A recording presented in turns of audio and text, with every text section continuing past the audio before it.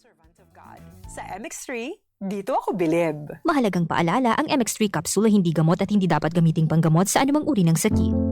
Ang bawat yugto ng buhay ay may nakaakibat na bagong layunin. Minsan may kabigatan, minsan di maaninag ang liwanag at para bang walang katapusan. Iba't iba man ang pamamaraan kung pagtsatsagaan, ito'y malalampasan. Sundan ang bawat salaysay sa Believable Stories tuwing Lunes alas 4 ng hapon dito sa 106.7 Energy FM. Kung nais mong ibahagi ang iyong natatanging Believable Stories, ipadala lamang ito sa Energy FM Facebook page or i-email sa energyfmmanila106.7@gmail.com.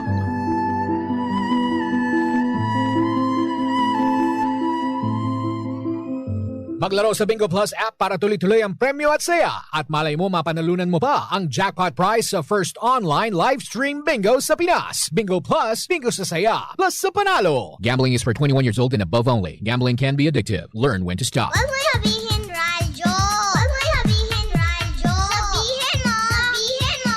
Energy. Energy. Cheers, miss! Gabaglita! With Tita Cora and Kapitana Sisa. Same, pero iba. We are number 106.7 Energy FM. Pangga, huwag mong sabihing radyo. Sabihin mo. Energy! Ibang pangit. Sa panahon ngayon, may nagmo-modulate pa ba? Sila yung nagsabi. May nagmo-modulate pa ba? Hindi mo parang kang tanga nun. Be yourself and enjoy nga, sabi ni Papa Jackson, di ba? Parang paggaganito, di ba? I-modulate natin. Oo. Ako po si Kapitana Sisa. At ako naman po si Tita Cora. At eto na ang Baklita sa Wow Wow Wow Wow. Di ba? Di ba mukha kaming asong parang, Elyang-Elya? Di ba mukha kaming tangano? Anyway, sa magandang umaga pa rin po sa inyong lahat. Metro on Mega Manila, sa mga nakikinig ngayon, sa mga palengke, lalong-lalo na dyan sa may Nepa Q-Mart, and of course, dyan sa Kamuning Public Market. Hello po sa inyong lahat dyan. Magandang araw. Of course, gusto kong batian ng mga taga Villarica dyan sa may Galas, Quezon City. Hello po sa inyong lahat dyan sa mga taga Galas. Oo. Oy, good morning din sa lahat ng mga naapektuhan pa rin ng pagbaha. Lalong-lalo na dyan sa may sa may Araneta Avenue. Oo, magandang umaga po sa inyo lahat. Alam ko po na hindi madali ang buhay sa inyo. Lalo na yung mga lalo na yung Dongpat. Alam mo yung Dongpat? Si yung dating celebrity. Gen 11. Oo. Yung PBBX. Oo, nalunod yung sasakyan nila sa loob ng parking lot. Oh. Kaya, taga QC ba sila? Hindi, yata. Parang naiwan yata yung Kasi sasakyan. way back pa ha. Way back pa talaga. Yung Araneta Avenue talaga na yan. 1980s hanggang sa nag-90s na nagkamulat ako. Kumbaga normal na alam naming lahat na binabaha na yan. Hanggang dun sa dulo ng Araneta Avenue, yung Patalayan Village. Yes. Doon ang malalim talaga. Doon nga dati na umisplong kayong sasakyan nga ni Vandolph ng mga panahong nagmamaneho siya, di ba? Kasi dati may creek yun na gano'n, tapos parang barrier lang na ganyan. So pag umaapaw yun, hindi mo na masasay China kung nasang ka na. Oh my God. Di ba? Gano'n. Oo. Kaya parang yung na yan, yung Araneta Avenue na yan, yung mga ninuno pa nila hanggang sa bagong henerasyon ngayon, parte na ng buhay nila yan. Lalo dyan sa Barangay Tatalon. Correct. Di ba? Sila dati yata siyang taga-barangay Tatalon eh. Ah, talaga? Diyan sa Quezon City, pero lumipat na sila. Kasi nga, di ba talagang binabaha talaga? Nakakaloka. Oh. Hello po sa lahat ng ating mga kababayan na nagpapatuyo ng loob ng kanilang sasakyan. Correct. At saka yung mga nabaha, konting paalala lamang, wag yung i-start yung sasakyan nyo. Huh? Oo, wag nyo munang i-start. Dalhin nyo na kaagad sa Di ba may computer chips kasi yung iba? Oo, kasi baka mamaya pumutok pa yung mga fuse, mga ganon. Yung mga ground, mas malaki ang problema. Pero maganda dalhin na lang sa mekaniko. Punong-puno na naman ang mga car shops, di ba? Ang mga auto Gusto ko yung car shop. Yes. Ang mga auto detailing shops, ganyan. Oo, mga talyer. Yes! Correct. Pero Mare, eto na ang chika natin for today's video sa ating Backlatest. Vice Ganda, nagtitipid sa London. Talaga? Oo, Kailan sabi nga kami? Sabi ni Meme Vice ganda, naalala ko bigla ang mga garapal na magnanakaw. Ay! Oo. Kahit superstar at box office queen si Vice Gandamare ay tipid muna rin siya. Ayan sa London. Oo. Sa Instagram story na ibinandera ng Unkaboggable Star, Yan. ang picture na simpleng meal nila sa kanyang mga kasama. Pero alam mo, ang nakakapagtaka niyan, Mare, para sa kaalaman ng lahat, si Mime ay nasa London ngayon dahil sa ginanap na ASAP in London kahapon. Yes. Ay, kahapon ba o nung isang araw? Nung isang weekend araw yata. ata. Nung Oo. weekend. Ngayon, Mare, nasa London sila, and kwento ni Meme, may adobo sila, kasi namalengke sila, Mare, eh. Dahil sa pagtitipid, dahil napakamahal talaga ng mga bilihin sa London. Oo naman. Oo, dahil, yun, basta napakamahal ng mga bilihin dyan. Kasi 'di ba sa Europe, 'di ba, it's either pounds or euros yung gamit dyan. Talagang Diyos ko, Day, ang taas Yes. ng palitan versus peso. Correct. Kaya hindi madali ang buhay ng ating mga kababayan sa ibang bansa. Ngayon, Mare, dahil sa pagtitipid, naalala tuloy ni Meme Vice Ganda, ang mga nangyayari dito sa Pilipinas na katiwalian. Lalo na daw, isa si Meme Vice Ganda sa may pinakamataas na binabayarang buwis. Correct. Diba? Lalo na sa Quezon City, siya yung pinakamataas. What more si Miss Chris Aquino, 'di ba? Oo. Noong mga panahon talaga na namamayagpag yung kanyang karera. Nung mga panahon na yon. Pero ngayon kasi, taxpayers sila. oo, pero ngayon kasi si Meme Vice Ganda ang may pinakamataas. Kaya naman, Mare, may karapatan siyang magreklamo doon sa mga ibinabayad niyang buwis. Lalo na Correct. nakikita natin ngayon, lantarang nalalaman natin ngayon, yung mga kapalpakang nangyayari, Correct. di ba, sa mga proyekto ng DPWH. Tapos may bahana lang eh. Diba? Oo. Yung kumakalat nga lang na video, Mare. Yung Grab rider. Oo. Diba, na nilutang na ng baha yung box niya, diba? Na lumalaban pa din. Correct. Diba? Yung mga nakakapangilabot tignan. Tapos Tsaka eto na lang, Mare, kagabi, alam mo, hindi ko naman din ma-pinpoint na yun ang pinatutungkulan nila Maring Jessica.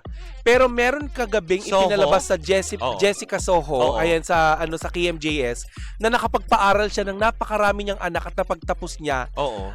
Eto yung word mismo Oo. na marangal yung pagpapaaral. Oo.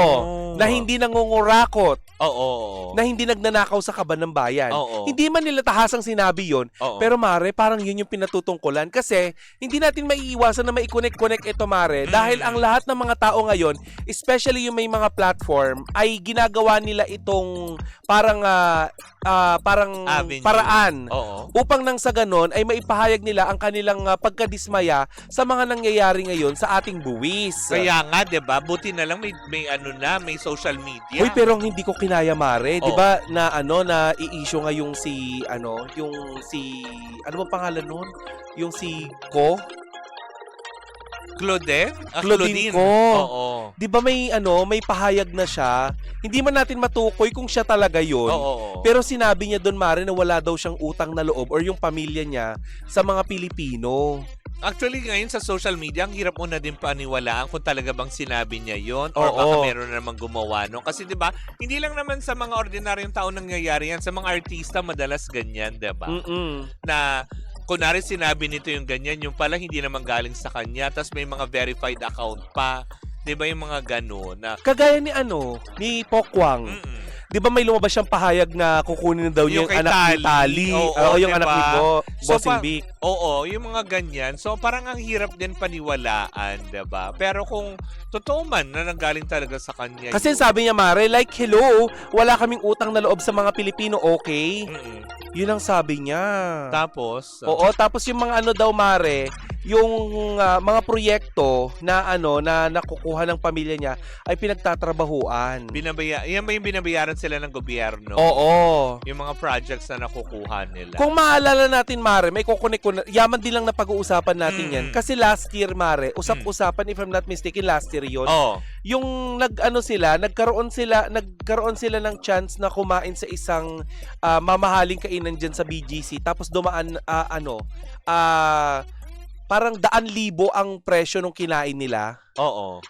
Kaya dun sila binabalikan ng taong bayan. Yan ba yung 700? Oo, parang 700,000. Pero Yung naging bill. alam mo, marami din na nag-iisip na ganyan, Mare. Na parang tipong, sang restaurant, kasi kahit anong mahal. Kasi sinabi niya Grand Hyatt Hotel.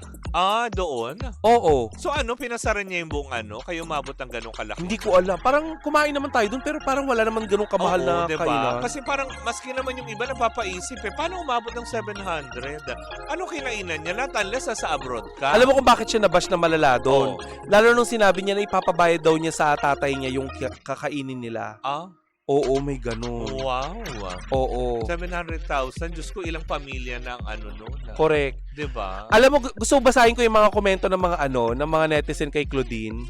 Galing talaga sa SOCMED. Ayan. Okay. Kaya nag-deactivate siya din after. Talaga? Hindi siya nga. Okay. Oo. Diba? Kasi dineactivate na niya yung YouTube channel niya, no? O ikaw, kaugnay ng balita na Pati yan. YouTube channel? Yes. Lahat. Kasi may hundreds and thousands of So, ibig followers na sabihin, din siya. FB, IG, TikTok, X, malamang lahat ng any social... hindi na siya mahanap. Pati yung anak ni Kuya Kim. Kasi di ba Kim? nasa... Kim Atienza. Talaga? Oo, ano din. Kasi nga, inisa-isa nila yung mga Nepo babies. Oo. Para sa kaalaman ng lahat, pag sinabing Nepo babies, ikaw yung klase ng ng bata na yung wealth mo ay naipasa sa iyo ng mga magulang mo. Oo. Yun pala yun, ang mga Nepo. Correct. Pati yung anak ni Kuya Kim. Pero nilinaw ng anak ni Kuya Kim na nga, nasa politika yung kanyang lolo, yung kanilang mga tiyahin. Yung tatay niya, nagkonsehal yan dati. Pero Mare, ang sabi ng ng anak ni Kuya Kim, yung nanay niya may kaya dahil nagtatrabaho. Yes. Sinabi pa nga ng anak ni Kuya Kim na ang breadwinner nila ay yung nanay niya. At yung tatay niya matagal na din daw sa industriya. Correct. Totoo naman. 'Di ba? Showtime pa lang din eh. Oo. Tapos 'di ba yung nag-aano pa siya dati sa TV Patrol. 'Di ba?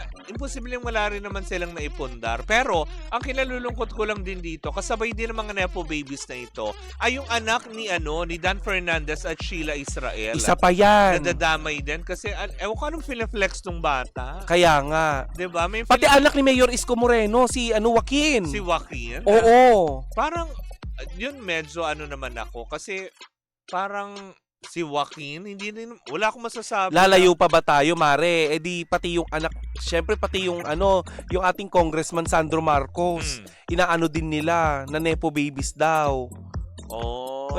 Magagawa natin? Anak siya ng tatay niya. Talagang yan, yun ang dynasty. Oo, pero hindi mo kasi masasabi, Mare, kung yung Nepo baby na yon galing sa kaban ng bayan yung ifiniflex. Correct, diba? May iba na hindi. Hindi, tsaka never naman din nag-flex yung katulad sila Sandro Marcos, Representative Sandro. Never naman sila nag-flex ng kung anong meron sila. Never din nag-social media yun na nandito ako sa mamahaling restaurant. May totoo ba yun na merong mga luxury car daw si Congressman Sandro Marcos? Ayun ang hindi ko alam. Oo. Talaga ba? Yun May mga chika eh. Gusto mo nagsabi si Maharlika? Talaga? Oo. Sabi ni Maharlika Buti pa yun. siya nakapunta na sa bahay nila. Sa Ilocos. Alam mo naman si Maharlika, ang dalda. Madaming Malamang nalalaman. Malamang may pinanggalingan na naman, kaya nasabi niya yun. Kaugnay ng balitang pinag-uusapan natin tungkol kay Meme Vice Ganda, Mare, ay hindi na naman, Mare, naiwasan na magkomento ni Nanay Christy sa kanyang YouTube channel, Mare. Yes. Kasi, So, Mare, interesado ako dyan. Oo. Anong pagkakasabi? Ang nakakaloka dito, Mare, hindi pa rin daw naiiwasan ng mga anong tawag doon? Mga tagahanga ni dating Pangulong DDS, ng dating Pangulong Rodrigo Roa Duterte, yung yung pagsawata kay Meme Vice Ganda sa mga binibitawan niyang biro. Sabi nga doon ni Wendell Alvarez nung nalaman niya daw na si Vice Ganda daw yung naging famous best actor. Sabi niya, bakit siya? Meron pa namang iba. May mga ganon. Pero undeniably, Mare, magaling si Meme Vice Ganda sa sa And the Breadwinner is. Bakit naging board member ka mo ng FAM? Oo. Kasi siguro merong di ba, may qualification ang FAMAS. Yes. Or ano ba tawag nila doon, Mare? May basta may qualifications nga kung talagang pasok ka for this category. Yes. Or kung deserve mo itong award na ito. Correct. Diba? Ayun na nga, may Nakakaloka. mga chika na naman si Nanay Christy. Ano? Pero ganun pa man, hindi yun pinansin ni Meme Vice Ganda sa ngayon. Mm-mm. Dahil ang pinapansin niya talaga ay yung tungkol sa flood control. Hindi, totoo naman kasi Alam mo, ang nararanasan daming din yan. artista talaga ang kumukuda sa flood control. Isa na dyan si Gabby Garcia. Uy, sandali. Oh, Tawag dito, na-curious naman ako, kahit konti lang, anong chika ni nanay? madami eh. May chika pa sila na may aikalkal talaga sila tungkol Oo. dun sa mga tungkol dun sa hindi daw nila nagugustuhan. Ang kasi Mare, ang latag nila nanay, Oo. DDS ang nagsasabi. So Oo. meron na naman siyang parang Pangbabash. na ayon dito sa nag-text. Ganyan. Hindi, ayon sa mga DDS supporter, mga Oo. ganun. Oo. Pero ang talagang tumatak sa akin, Oo. yung sinabi na kung si Wendell ang papipiliin. Oo. Oo. Na mag-best actor. Hindi, nung sinabi niya na nung napili daw si Meme, Oo. sinabi ni Wendell na ay, bakit siya? Oo. Kung meron namang iba, parang gano'n. Mm. So parang pinagdududahan nila na bakit si Meme Vice Ganda ang naging best actor. Well, hindi lang naman si Meme Vice Ganda Oo. naging best actor kasi may pagpipilian Wala kayo. rin naman na silang magagawa kasi naibigay na yung award. Oo. Ang importante, hindi dinaya yung award kasi pangalan niya talaga yung binasa doon. Oo. Hindi naman yung dati na may take it. Ganun. Pero Mare, at least ngayon Mare, naging usap-usapan yung pagbigay ng award Oo. kay Meme Vice Ganda sa Mm, FAMAS. mm. Unlike last year, Oo. kung maaalala niyo yung nangyari last year, sino nga ba yung artista, yung veteranang artista na Yung dapat na mag-host hindi siya mag-host, magbibigay lamang ng ng award. ng award. Oo. Oo, may kasama siyang artist din eh. Tapos hindi siya napansin kaya nag-post yung anak. Yun yung hindi na siya pinaakyat doon sa stage kasi Oo. pinalitan siya. Correct. Tama ba? Ano nga ang pangalan ng veteranang actress na yun? Oo. Yung yung na-issue din sa FAMAS. FAMAS din yan, di ba? Yes, FAMAS 'yon. Oo. Pero alam mo, 'di ba napag-usapan natin nakaraan? Oo. Alam mo nagsanga-sanga na talaga tong flood control na to, Mare. Oo. Yaman din lang na pag-uusapan natin ng Mm. flood control, Mare. Mm. Ang hindi inaasahan ng taong bayan ngayon, bakit daw binura ni Meme Vice Ganda yung post niya tungkol dun sa mga magnanakaw? Yun pinakita natin kanina. Oo, yung may Binura ano niya siya. kaagad, Mare. Ah, Hindi talaga? nagtagal. Oo. May mga haka-haka ang mga netizen na, ayun nga, Eva Darren. Oo, si Miss Eva Darren. ito na yun. Oo. May mga haka-haka, Mare, na... Thank you, Mart Russell. May mga haka-haka na kasi itong si Meme Vice Ganda daw ay malapit daw sa mga alonte.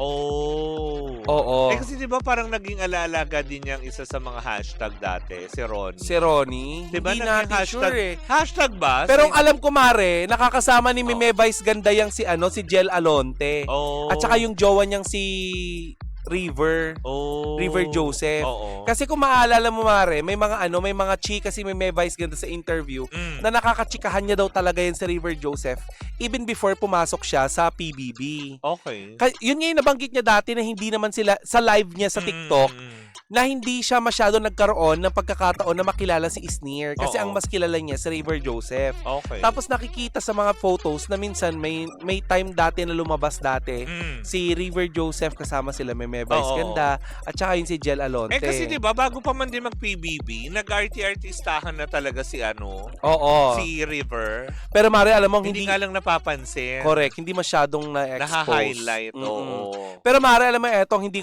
kinaya ng mga netizen. Ang alin? Yaman din lang naman pinag-uusapan natin si Jel Alonte. Oo. To the rescue ang asawa ni Angel Locsin na si Neil Arce sa social media influencer Oo. na si Jella Alonte Oo. na binabatikos ngayon dahil sa kanyang bonggang-bonggang lifestyle. Oo. Ayan, sa mga hindi pa masyadong aware, Oo. si Jella Alonte ang anak ni Binyan City Mayor Angelo Alonte Mhm. at isa siya sa mga tinitira ng mga netizen dahil sa Grabe. pinag-flex nito Mm-mm. na crazy rich lifestyle. Binatikos siya, ayan, sa gitna ng isyo ng maanumalyang flood control project Oo. kung saan sangkot ang politiko at government contractors Oo. na kumita umano sa bilyon-bilyong piso mula sa kaban ng bayan. Oo. Mas lalo pang nadiin si Jella nang mag-viral ang video clip mula sa TikTok kung saan sinagot niya Mm-mm. ang tungkol sa issue ng political dynasty sa Pilipinas. Oo, which is yan yung last week. Oo, which is na pag-usapan Oo. natin. Oo. Pero kasunod dito ay nagpaliwanag si Jella sa pamamagitan ng ex na inatake raw siya ng nervyos or nervyos. Ewan ko ba kung paano, nervyos. Oo. Sa nasabing tanong, kaya idinaan na lang niya sa biro. Sabi niya, I didn't laugh out of pride or arrogance. It was a nervous response to a question I knew, sabi niya. Pero yun na nga, Mare, ipinagtanggol siya ni Neil Arce. Ano daw sabi? Maraming bumanat kay Jella pero may mga nagtanggol din sa kanya tulad ng husband ni Angel Locsin. Nag-post ang producer at negosyante, ayan, na si Neil Arce sa kanyang Instagram story at lantarang kumampi kay Angel Locsin, kay Jella Alonte. Say ni Neil, Mare, saksi siya sa pagsisikap ni Jella para maabot niya ang kanyang estado at kinalalagyan ngayon. Hindi lang dahil dyan sa sinasabing dahil anak siya ng politiko. Correct. Okay. Dagdag pa niya, Mare, I have seen her work for what she has now. I have never seen a glimpse of brattiness or privilege when I work with her. So may pinanggagalingan naman pala itong si Neil Arce. Hindi, kasi totoo naman may mga iba talaga, like tong si Jella Alonte. Hindi mo naman pa pwedeng sabihin kasi na tipong just because, alam mo yun, nagtotreat anak siya ng politiko, lavish lifestyle niya. Is galing doon lahat talaga sa sinasabing so-called anomalies in flood control projects dahil nakaupo at nakapwesto yung kanyang mga magulang. Diba? Tama naman si Neil Arce, diba? Pinagtatanggol niya ito dahil nga syempre nakatrabaho niya ito. And to think, diba, pag artista ka, alam mo kumikita ka din naman. Hindi pa naman ganong kalaki, but still, kaya mo masustain yung luxurious lifestyle na meron siya siguro ngayon. Diba? Siguro nadadagdag na lang because of excitement. Baka kasi may mga moments lang na nakakalimutan lang din siguro ni Jella Alonte na, teka sandali, baka madawit sila daddy. Hindi nga pala pwede kasi since media influencer din ako, artista din ako, diba? Yun na siguro na nawala lang din sa isip niya, na ihiwala yung identity niya sa identity ng tatay niya. Correct. Kaya, kahit pa sabihin mo kumikita siya ng malaki, kahit pa sabihin mo syempre artista ka, may TF kang malaki, hindi mo maalis sa taong bayan kasi nga nagkakaroon ng issue ngayon when it comes to mga ghost projects sa gobyerno. Correct. Kakaloka. Alam mo, hindi ko kinakaya ngayon yung mga artista talaga naglalabas na sila ng mga hinaing sa pagkalampag. Diba? Totoo na. Pero ingat-ingat din sa mga nilalabas na na chika kasi bukas na natin ito i-chika, medyo hindi na yung oras. Kasi Mare, binugbog naman ng netizen itong si Matteo Guidicelli dahil sa paglalabas nito ng kanyang saloobin tungkol sa So siya naman ang binabash ngayon. Kung ano yan, bukas natin malalaman. Well, anyways, naku mga panggaya po muna mga kaganapan at sa tingin ko ay hanggang mamayang hapon pa naman yung hearing sa Senado. At tabayanan na lang natin yan dahil sa social media maglilipa na din naman yan kung ano man. Well, in the meantime, mga panggak po muli si Kapitana Sisa. At ako naman po si Tita Cora. And we are still Same pero iba. Tuloy-tuloy pa rin po ang ating tugtugan. Syempre, dito po lamang yan sa number 106.7 Energy FM. Pangga, wag mong sabihin radyo. Sabihin mo!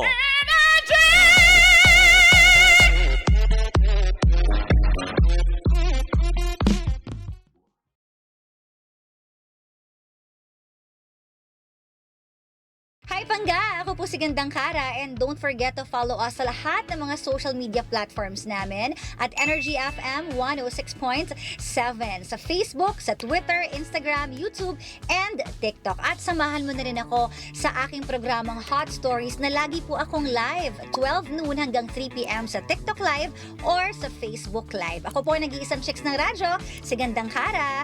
Pangga, wag mo sabihin radyo, sabihin mo Energy!